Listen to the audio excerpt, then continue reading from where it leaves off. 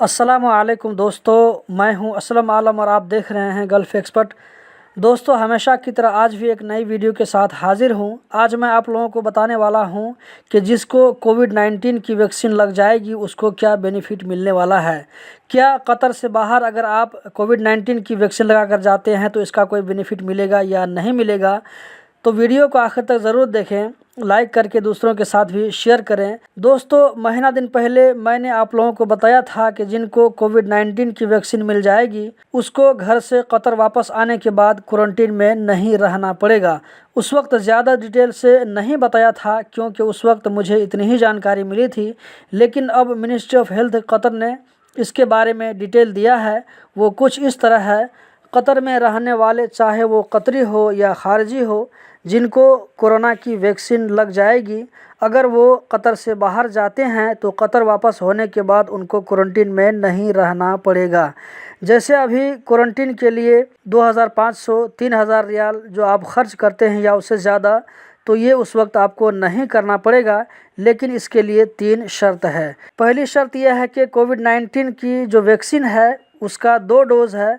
अगर फाइज़र है तो दूसरा डोज 21 दिन के बाद लगता है, जबकि मॉडर्ना का दूसरा डोज 28 दिन के बाद लगता है।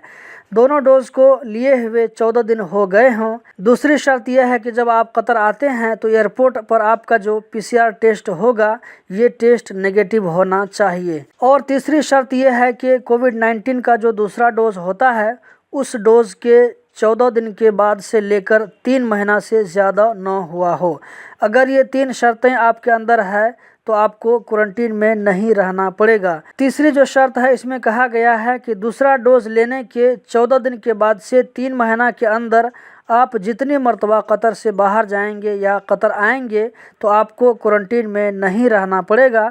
अभी ये सिर्फ 3 महीना रखा गया है, हो सकता है कि इसमें ज़्यादा भी किया जाए। अब जैसे जैसे इसके बारे में डिटेल आएंगे तो आप लोगों को जानकारी मिलती रहेगी। और सबसे अहम बात यह है कि अगर आप कतर से बाहर किसी दूसरी कंट्री में कोविड-19 की वैक्सीन लगाकर आते हैं तो इसका वैल्यू नहीं होगा, फिर क्वारंटीन में रहना पड़ेगा। वैक्सीन कतर के अंदर लगना चाहिए, फिर ये कारगर होगा। इसीलिए जिन लोगों की उम्र 60 साल या इससे ज़्यादा है वो जल्दी करें, वैक्सीन लगवाएं, ताकि दूसरे लोगों का नंबर जल्द आ सके। तो दोस्तों, यही थी आज की वीडियो। उम्मीद करता हूँ ज़रूर पसंद आई होगी। कतर से रिलेटेड इसी तरह की जानकारी हासिल करते रहने के लिए इस चैनल को सब्सक्राइब करें, वीडियो को लाइक करें, अपने दोस्तों के साथ में शेयर करें। वीडियो देखने का बहुत बहुत शुक्रिया।